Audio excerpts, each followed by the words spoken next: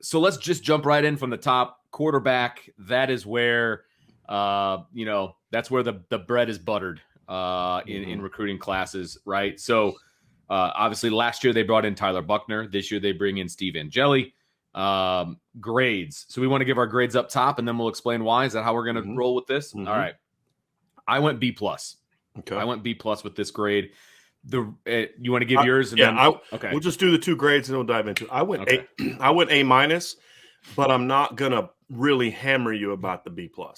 You know what I mean? Like, and I'll explain why. But I mean, I think that's when you're one away, it right, it's nitpicking. Exactly. And look, an A- looks 1,000 times better than a B+. When I'm looking at my kid's report card, I'm way happier when it's an A- or a B+, but we're talking about 1 percentage grade. You know what I mean? Like, it's really, the reality is it's not that much different. But I still think the reasoning I went with it is I gave Tyler Buckner. Oh, go ahead, sir. I forgot to mention, this is based off what every kid was as a high school recruit.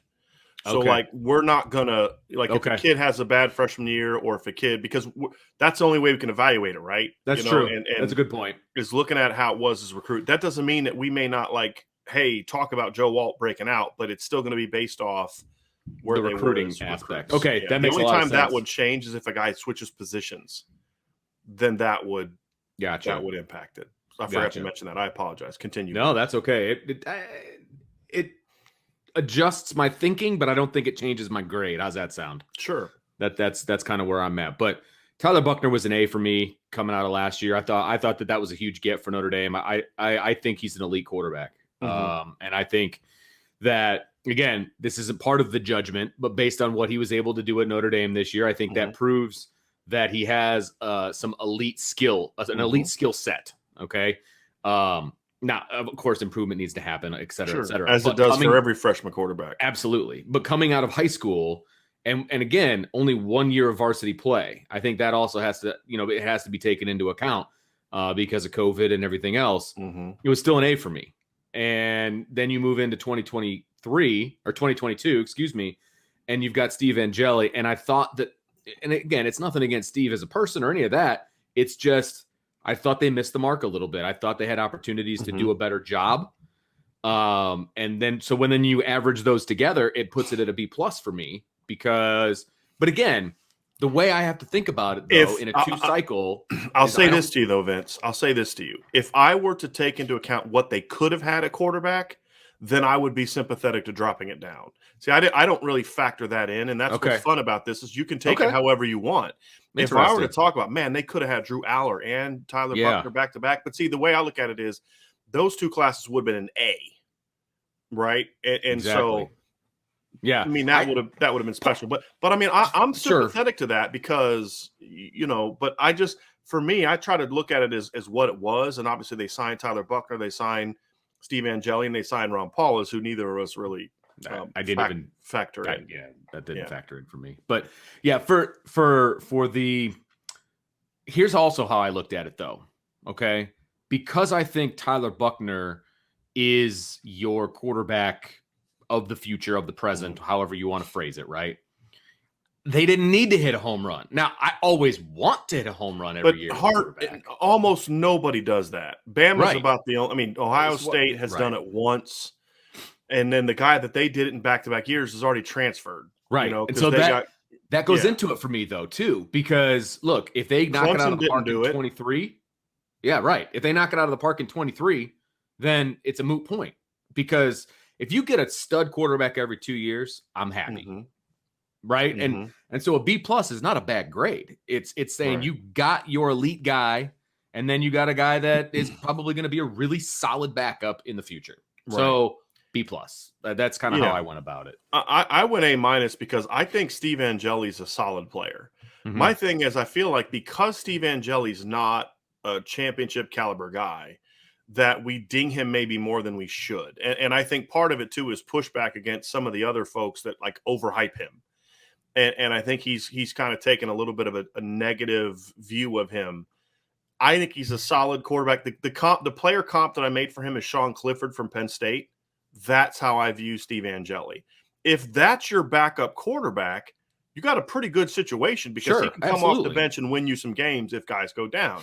he's not the guy you're going to build your offense around. Right. And that's why I went A-, because it's just rare that teams do back-to-back quarterbacks in back-to-back years. You just don't see that very often. You know, Clemson went at least 2 years for every elite quarterback they signed, because I don't count Hunter Johnson as elite quarterback. They got Deshaun in 14, didn't get another elite quarterback till 18 with Trevor, and then DJ was 20. Can anybody name the quarterback they signed in 2019? In between. Yeah, right. Right. Steve Angeli's a good quarterback. He's just not an elite quarterback. And he's a good, top 350 kind of guy, which means he's a Sean Clifford type of player, is how I view him. Right. That kind of guy can be okay. The reason I go A- is because of my view of Tyler Buckner ultimately. And the fact that Tyler Buckner to me is a difference maker. And the questions I have about Tyler Buckner, obviously, can he stay healthy, and will he gain experience? And those are the things that I had about him coming out of high school. And with his throwing, my biggest concern was, what was his throwing motion going to look like? Because remember, when they signed him, he had gone from the great player he was as a junior to this awkward, weird throwing motion thing that we saw at Elite 11. That throwing motion is gone. He's not back to his old throwing motion, but he's a more normal throwing motion that I thought this year looked good. I mean, I was happy with what I saw from Tyler Buckner this year. I'm actually kind of floored by some of the negative reaction to him. Like, kind of, what was your expectation? And, I did some research last night, of all the top 150 quarterbacks, according to Rivals, I think there was only like 2 guys that had more yards than total yards of offense in him. It was Caleb Williams and Jackson Dart, because they just started several games. Yeah, right, exactly. And you look at the number, he completed a higher percentage than Bryce Young did as a true freshman, threw for twice as many yards as Bryce Young did as a freshman, had almost 6 times as many total yards as Bryce Young did as a freshman, and had 6 touchdowns compared to Bryce Young's 1. And Bryce Young went out the next year and won the Heisman Trophy. Meaning, hey, maybe a freshman should be evaluated for being a freshman that's not a starter, not getting starter reps. Right. And so all he did was confirm what I thought about him in high school this year. And then now it's up to Tommy Rees to develop him. But just coming out of high school, this was a top 50, in my opinion, borderline 5-star kid. The only reason he didn't get a 5-star from me is because of the lack of experience.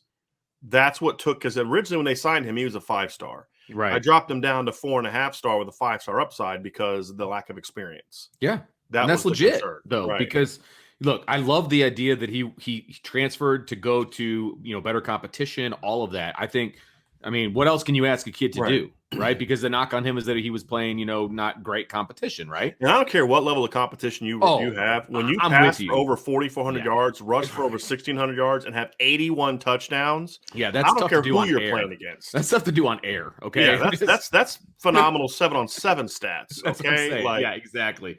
So yeah.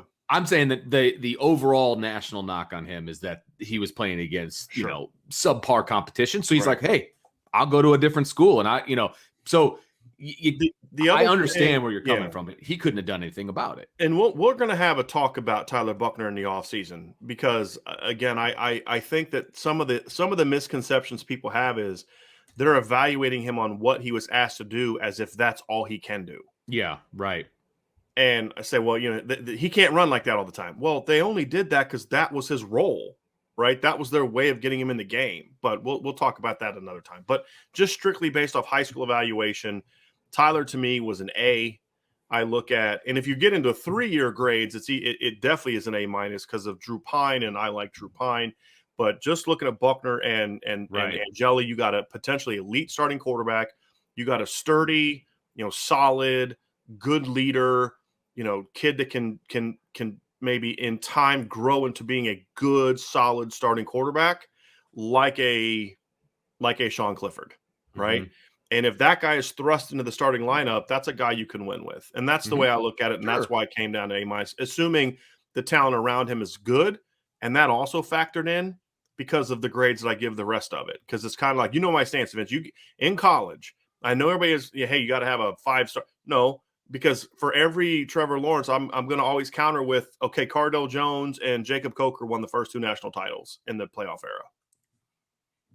I mean, you're not wrong. You're not Cardale wrong. Jones is the 3rd string freaking quarterback. You know what I mean? Like, because why? Because the talent around him was really good. Same with Jacob Coker. If you have great talent around you, you can win. Now, it's nice to have great talent and an elite quarterback, and that's the goal. But you know, I like Steve Angeli. It's just he's not what they should have had or could have had, and he's not a difference maker. But you know, we'll see how it goes. What's going to be interesting is writing down your grades here. If they get another A quarterback next year, right? Do you still go B plus? That you know, that's the thing I'm going to ask you about, because and I would, because it still averages out, right? I mean, so yeah, I would still go B plus. Now, I'd be more excited because they hit a home run. You can't get a starting quarterback every year. That's the thing. Exactly. Because otherwise you're going to lose kids. Steve Angeli, the other thing I like about Steve Angeli that we don't talk enough about is Steve Angeli is kind of like the kind of kid that's not going to go anywhere. Exactly. He's a Drew Pine. That's important. In that regard. Right. In that regard. So let's say you got a Drew Aller or a Devin Brown, and let's say they got beat out by Tyler Buckner, and then Dante Moore shows up, and he's better than that guy. Guess what? That guy's leaving. Exactly. So then you got a hole. It's not a B plus anymore. Because then you have a hole. Because as long as Drew Pine and or Steve Angeli are on the roster, you don't have a hole. You have depth, and that's the important part. You still need to have depth at the quarterback position, but only one guy can play most of the time. And as soon as I said it, I was like, well, maybe not. But you still have to have depth there, and you have to have guys that understand their role, right? I mean, look at Ohio State bringing in a bunch of guys, and guys are leaving. I mean, it is what it is, right? So you have to be. That's why these 2-year grades are so important to understand and the manner in which you go about it.